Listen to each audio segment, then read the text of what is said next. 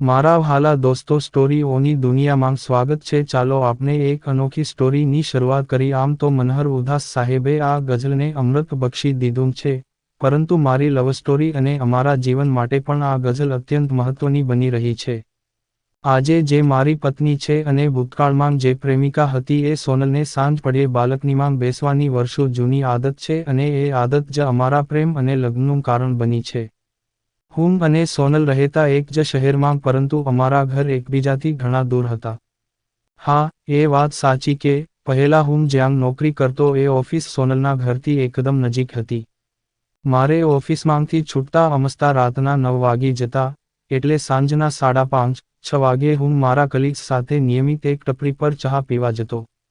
સાંજે ચા પીવાની અને ઓફિસની દિવસભરની વાતો કરવાની મજા જ કંઈ ઓર હોય છે। એટલે અમે એ ટપરી પર અડધો કલાક જેવું બેસતા અને ગામ ગપાટા મારે જતા।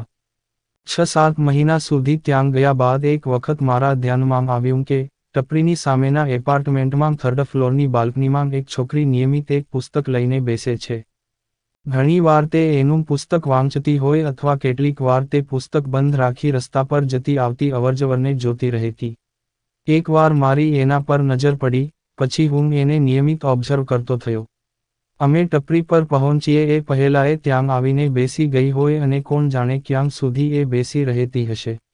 મેં મારા કલીગ્સને એ છોકરી બતાવી નહોતી, પરંતુ મને કોણ જાણે કેમ એ ગમવા માંડેલી।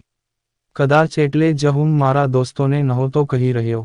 પછી તો એવું થયું કે હું માત્ર ને માત્ર એને જોવા ખાતર જ ત્યાં જતો, અને જો મારા કલીગ્સ ત્યાં આવવામાં મોડું કરે તો હું એમને જીદ કરીને ત્યાં લઈ જતો, જેથી અમારું ત્યાં પહોંચવામાં મોડું ન થાય અને હું એ છોકરીને જોઈ શકું। જેમ હું એને જોતો એમ એ પણ નીચે રસ્તા પર અને આસપાસમાં બનતી ઘટનાઓને જોતી તો રહેતી જ, એટલે હું એને તાકીને જોતો રહેતો। એ પણ એના ધ્યાનમાં આવી ગયેલું અને હું એને જોઉં છું એ એને ગમતું પણ હતું, જેને કારણે જ મને ઘણી વખતે એવું લાગતું કે અમારા ચા પીવાના ટાઈમે એ બાલ્કનીમાં ગમે ત્યાંથી હાજર થઈ જતી। પછી તો મારા ધ્યાનમાં આવ્યું કે અમને જો કોઈક વાર આવતા મોડું થઈ જાય તો એ રીતસરની અમારા આવવાની રાહ જોતી।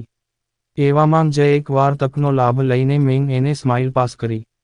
એને સ્માઇલ આપતી વખતે મારા દિલમાં ગભરાટ તો હતો જ કે જો ક્યાંક એને આ વાત ન ગમી અને એ ભડકી ગઈ અને જો હોહા થઈ ગઈ તો મારું આવી બનશે।